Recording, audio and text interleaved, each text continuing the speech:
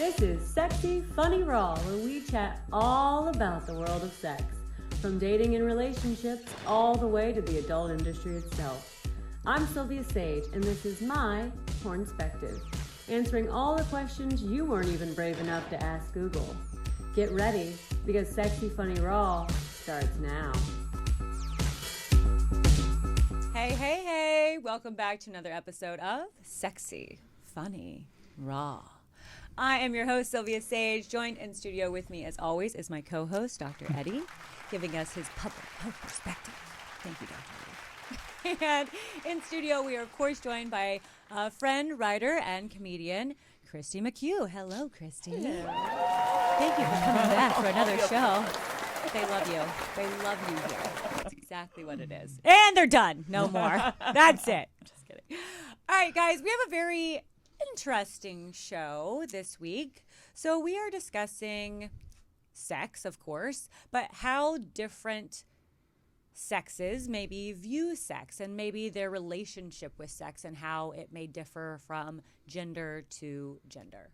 Yeah? Yeah. So what do you guys really think? Are men from Mars and women from Venus? There was a huge book written. When was it written? 1992. 1992. Yeah. Okay. That was the big thing, of course, that men have, this one view of sexuality where it's as many partners as they can have, and that women are the less sexual of the two and really just looking for that one stable partner to, bring them into the future, to father their children, to be the one provider. But that's not necessarily the case, right, Dr. Eddie? I definitely don't think it's the case. And of course, that's not my area. Right. Because most of the men or most of the people that have written these books are psychologists or social psychologists. From a public health kind of point of view, I would probably say absolutely not, because there's so much variety.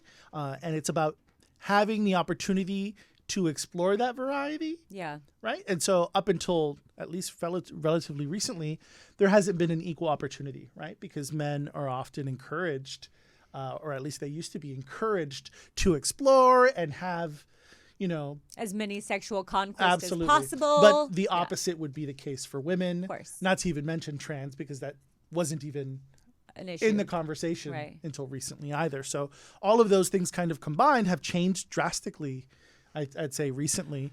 Well, I mean, not that drastically. We were talking about Kristi on the last episode, and you were talking about how you didn't have sex until you were 23 because the women had you saw some women that were promiscuous who didn't get good attention from men, and then you saw women who were holding out, who were the treasure to be had. Right. And so you felt you had to hold out to become that treasure. Yeah, 100%. Yeah, it was very much front end, but it was such a conservative, super conservative upbringing. Yeah.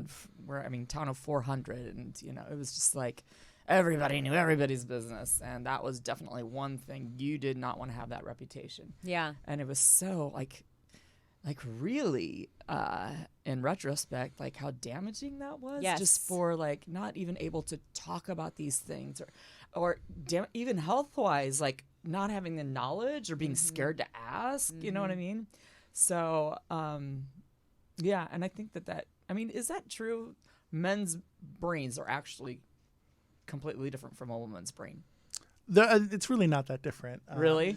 At least a lot of the research that I was able to look through and find in preparation for this was that the more they investigate, if the variables are right, and I'll explain that in a sec, there's a lot less diversity between the sexes than we thought. And those variables tend to be if we're asking women in a specific environment, in a specific time, who's asking the questions, what right. kinds of questions we're asking, does the person being asked these questions feel that they can be honest or not, right?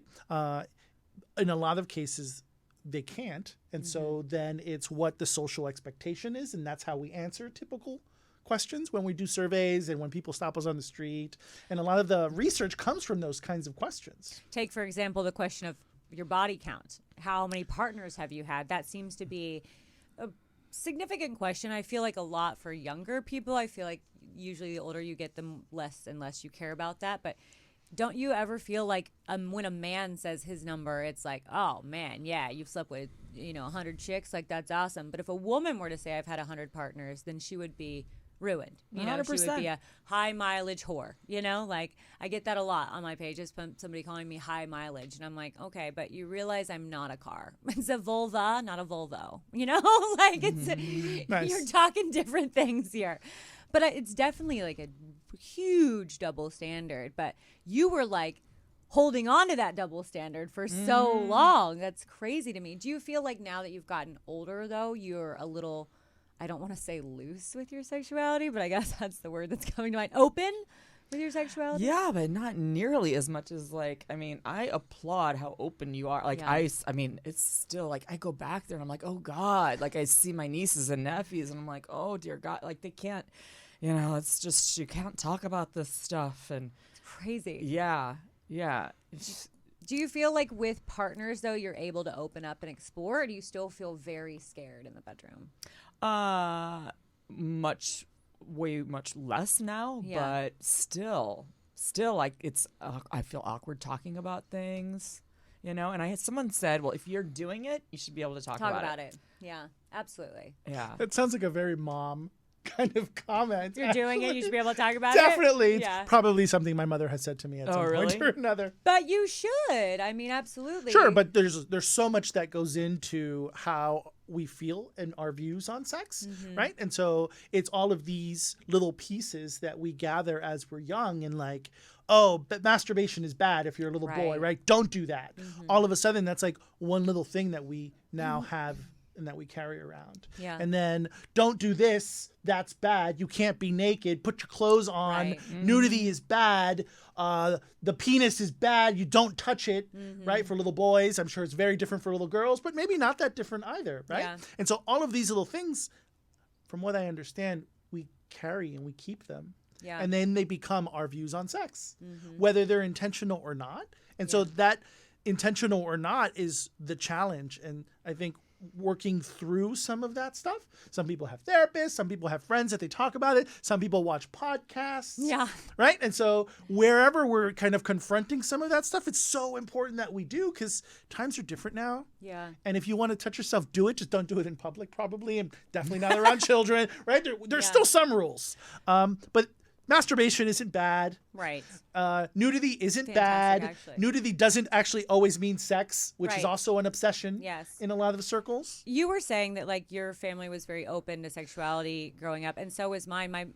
My mother was always naked around us, like always. I watched my mother shower. She would put lotion on from head to toe every day. She would get ready completely naked. The last thing she would do was get dressed. I'm the same way. The last thing I do is get dressed, and I'm comfortable being naked around anyone. But that's because it's what I grew up with. Definitely. I also remember sitting at the dinner table, and my parents and grandparents would be telling jokes that were sexual in nature, and me, the kid, being like, "Oh, seems like I shouldn't hear this," and like excusing myself. But they didn't think that. They were just like, yeah, we just have these conversations in front of the children because that's what we do. And that's how my family still is with the kids today. And I don't know. I feel like it's definitely beneficial because it doesn't make it so taboo and so weird, Yeah. I'm able to have conversations with my parents that I think a lot of people would go, Definitely. So, but different ways we grow up, and I think the religious aspect definitely has a lot to do with that.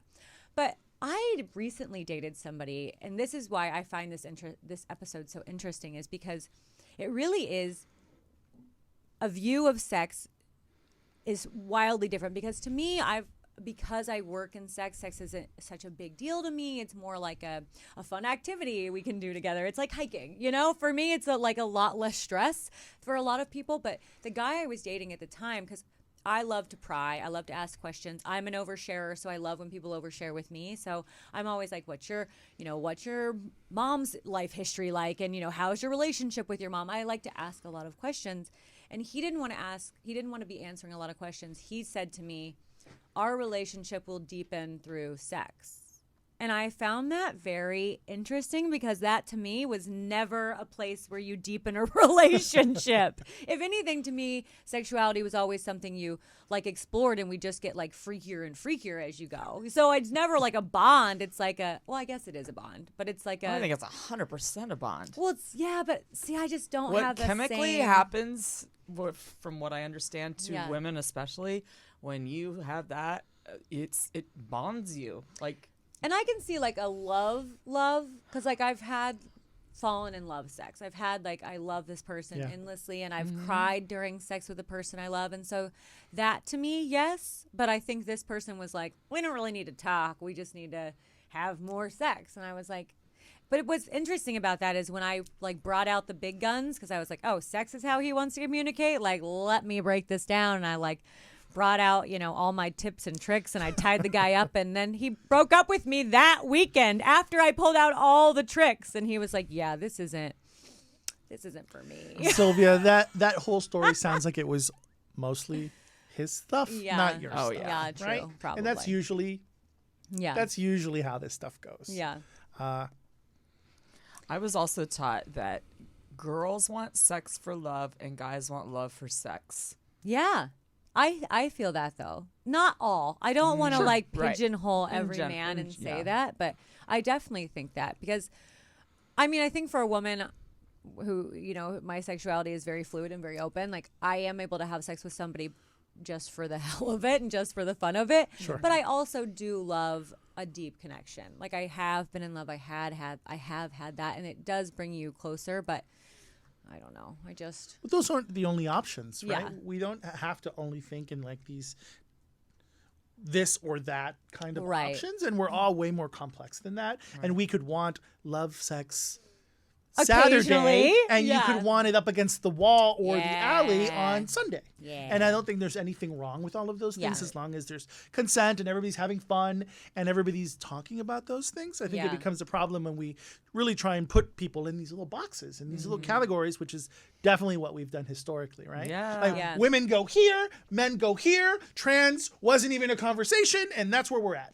Right. That's what I liked when I saw. Where is it at? I'm gonna have to step through these notes. But you had said something about like we get this from Darwin's theory, which was done In the Victorian era. in the Victoria or in the 1800s, Right. and that's what we think of like, women being the less sexual of the two. Well, I'm sure she had like 10 corsets on. How is she going to get through all that? Showering wasn't a top priority. Like, I can't imagine feeling sexy all the time. Like, for me, I wonder when smells came into sexuality. Do you know what I'm saying? Sure. Because for so long, bathing wasn't a thing. Oh, yes. And can you imagine what sex would smell like? Very different. I always think that. But if you start to associate specific body odors and stuff with sex, then they could be sexy. True, Right? true. We live in a very not puritanical, yes, but Yeah. also like clean, Yeah. obsessed, right? Yeah. And so there's positives and negatives to that, of course. Yeah. But if that wasn't the norm, people were still having sex and Yeah. enjoying it Yeah, I'm sure. and all of those things too. Yeah. But to your note on Darwin, absolutely, because we like to think that, a lot of research is done from an unbiased perspective. Yeah.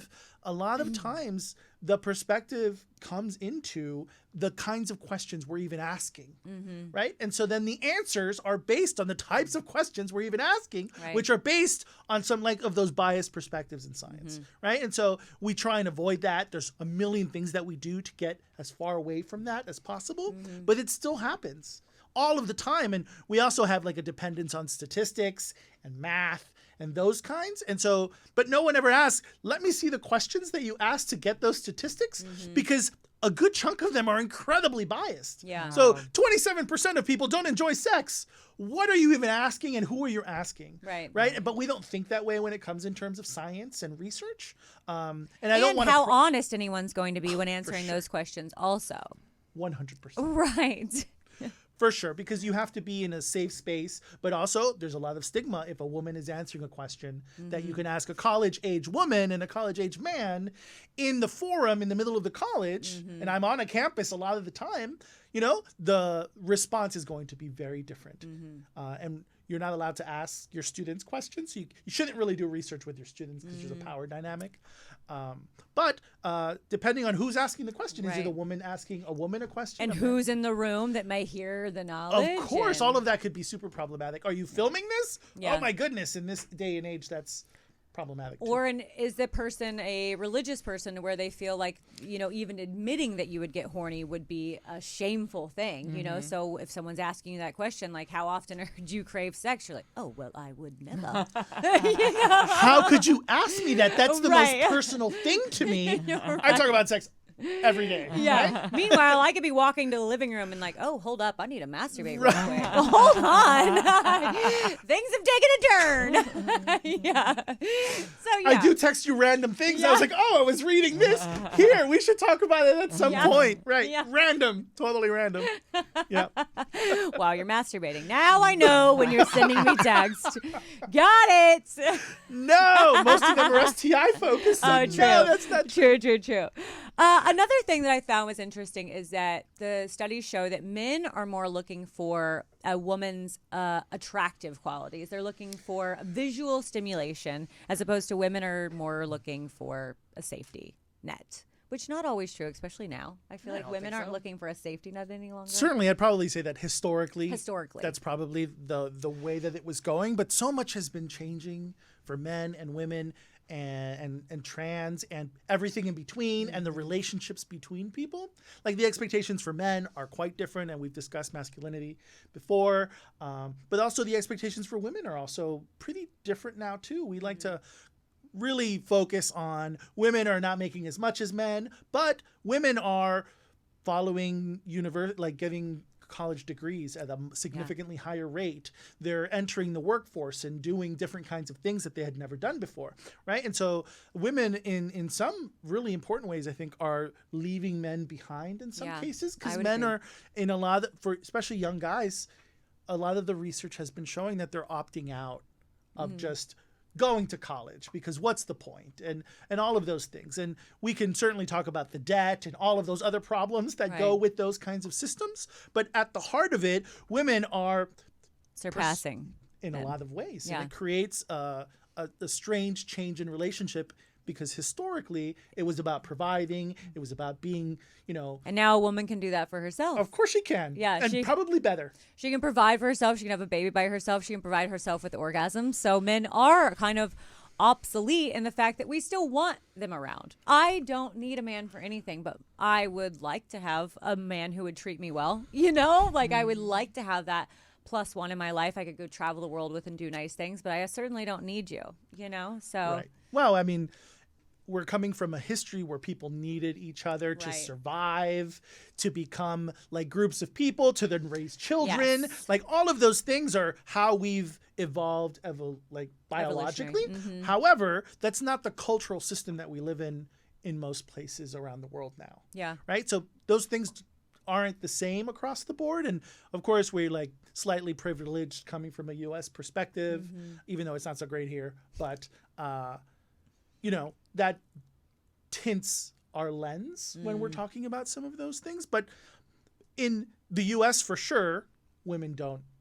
But should we need each other instead of want each other? That's a whole different question. No, maybe. I think we should not be needing anyone. I do love that we are independent to the fact that we don't need a man for a house or a credit card Some or women, things of that. Right? Because even within the U.S., we should certainly point out that it's not equal. Across the board, And we here in L.A., we're privileged, but even in L.A., there's people that need, right? And so it's not only about wants. And so there's all of these like nuanced layers, even in the cities that we're in, not to mention the states and the challenges that are coming up state to state now, because of conservative views, perhaps, or old time views, or men not wanting to change the system. Yeah. Right. And so it's really important, I think, to have these conversations. No, absolutely. But you don't think there's a need? You don't have a need for a companion, like somebody to just be sharing? You have no need for that.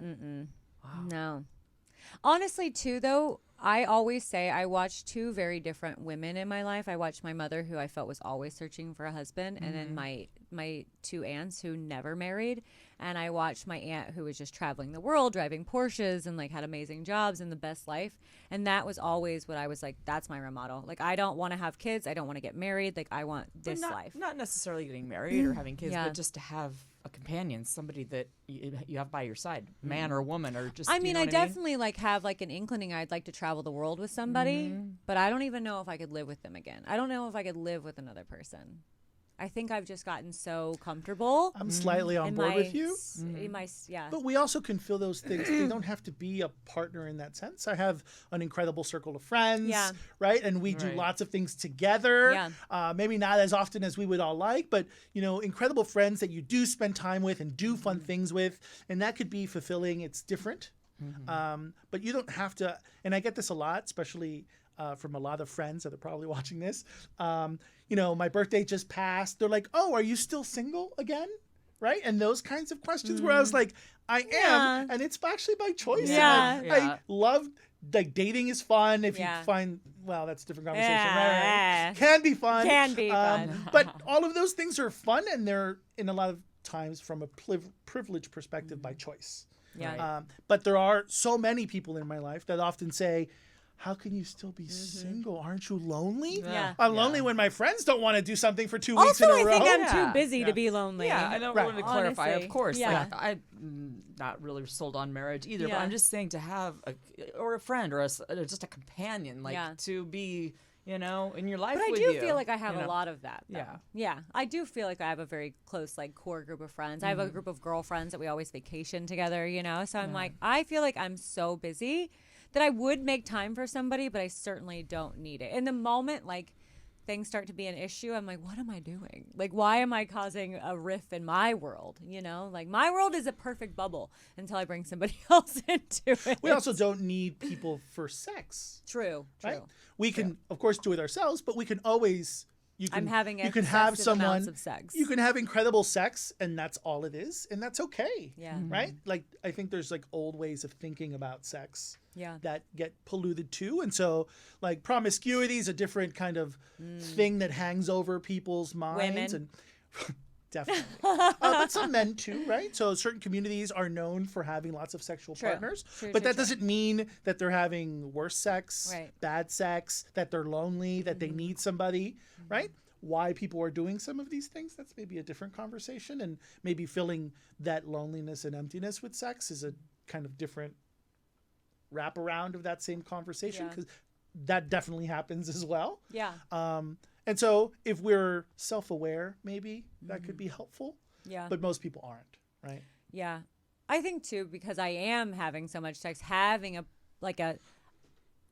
same person partner on a regular basis would get really difficult because they'd ask too many questions and I've got this going on. And because I'm worried about my health of my body, I'd be concerned with like, okay, I'm going to have to do this on this day and then not anything for a week. Like, I'm very health conscious with my body because it is my income. So I'm always very concerned of how I stay the healthiest for work, not for my personal life. My personal life comes second to my work always. Really? Yes. That's a different conversation Yeah. for sure. An Yeah. important Okay. one too. Yeah, I'm sure it is.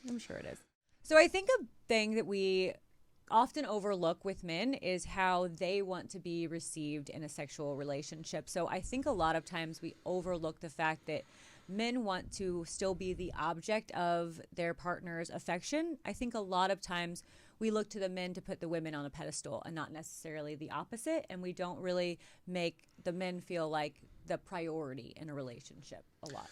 I mean, definitely. I'd say there's probably let's think of a possibility where we're in a relationship and the expectation is that the man always has to initiate sex, always has to get the other person in the mood, always has to plan it, always has to do all of those pieces, which is probably fine for lots of guys, but not all guys. Right. Right? Sometimes it needs to go the other way. Sometimes you want to be like, hey, I want to tap that.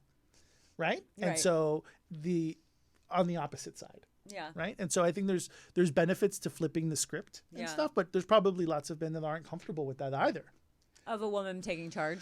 Probably not. Yeah. And then there's others that pay for it. That's true. annoying when you're always expected to take charge. Do you switch the role a lot? Do you do both? I'm pretty much usually in charge. You're always the one in charge initiating? Generally. Okay, I feel like I am also. I'm It's a very annoying. big It initiator. is annoying. I agree. I am too. So it's exhausting all of the time because even if you're initiating and they're not in the mood, it becomes like a click, like no, click, no later, right? And so maybe that's my own methodology, like the way I work, but. I heard this was like on a couples show or something. It was like ways to try and spice up their sex life. And I found it very interesting. So they said if one partner approaches the other for sex and they turn them down, the other partner then has 48 hours to initiate Nice. the sex. And I really like that because if you're saying like, no, not right now, but in the next 48 hours, okay, it's your turn then because I tried to initiate last. So you let me know when you're ready. And I thought that was a really cute Yeah, I think it's a great idea. like deal. Yeah. We had a chart on the refrigerator. We did that. We kept track. I initiated last and you said no. Now it's your turn. It's 47 hours. You have one more hour. Yeah. If I don't get it in 1 hour. There's like the hourglass, Yeah. the sand, tipping, just the waiting. hourglass. Yeah. Yeah. You gonna initiate or what? No. Well, I mean, but we also live in a world where even couples aren't talking to each other about sex. Yeah. At all. Well, right? and I think sometimes when it gets to a point where maybe you've gone so long without it, and then it becomes this weird, like, how do we address it now? I mean, I have one of my best friends talks to me about her sex life all the time, and I know that they're struggling to like fit it in, but they have 2 young children and they both work, and so it's just a lot. But she's this. I was the one who told her about that 48-hour thing. Yeah. I'm like, girl. 48-hour it, like make it. Well, but within that 48 hours, there's soccer practice and like a Right. long list of things that Yeah. you might only have 52 seconds to even Right. think about it. Yeah. And we're good, but we're not that fast. Right. No one said you had to come. No, I'm just kidding. Then getting her off is definitely Definitely not not gonna that happen easy. in Yeah, 40, that's 52 the seconds. truth. Yeah. Right. I don't know. Maybe she got that feeling. You never know. So in the same aspect of men wanting to feel like they are desired by their partner, a lot of women feel let's not speak for everyone. Some women have said that they actually prefer to be desired by their partner over having the orgasm. So just feeling loved and feeling desired is more important to them than having an orgasm itself. Would you agree with that? Absolutely. Yeah. I mean, that's the whole thing. Like, oh, he's so, watching him get excited or even Yeah. just coming in the room when there's not even any contact. Oh, that's huge. That only leads up to everything else. You know? Yeah, I can see that. I mean, I definitely still want my orgasm out of the deal. I wonder in those studies how many women were so used to not having an orgasm Right. that was the option. right. Because as you had mentioned earlier, we should be okay with both. Yeah. Right? Yeah. But that's also a struggle for a lot of guys. And porn doesn't help when we're Yeah. talking about getting a woman off. And so Well, we had talked last month when we had Cherie on, and this is big for me, is even if the sex, the sex can be great, but I may not reach an orgasm with the sex, and now he's done, I have no problem with you being done having sex with me, but I still want you involved in my orgasm, and maybe that doesn't involve your penis. Maybe that involves me masturbating and you kissing me or touching my neck or caressing me in some way. I still want you involved, even if it's not sexually. I still want to get mine, and you're going to be here for it. Like you're going to be in the room and you're going to watch this happen. All right. sounds so hard Right. to do. Sure. Yeah. You'd be surprised. I think I've pissed people off with it before, but then again, I think their feeling was they were inadequate because they didn't make me Sure. come and I needed something else. But in reality, it's not an inadequacy. I still enjoyed the sex. I just wanted more of it. I wasn't done. I have a very healthy sexual appetite. There are some men that are uncomfortable with bringing toys in. and all Of those course, things, right? yeah. Because it somehow might threaten Right. masculinity or their penis not being enough and all Yeah. of those things. And I think that's a little bit outdated too. Right? Yeah. Like bring all the toys. There's toys for men too. There are. There sure are. All right, guys, I think that's probably going to do it for this episode. Obviously, we all have very different views on what sex and sexuality is, but the main key in this is to communicate, to have that conversation with your person and what sex means to them and what is important to them in sex and what you can walk away with being healthier as a couple. or solo. I mean, masturbation's key, as they say. I think that's going to do it for us, guys. Kristi, do you want to tell the people where they can find you? KristiMcHugh.com. You can see there. And on Instagram, Kristi McHugh, comedian. And my phone number, just kidding.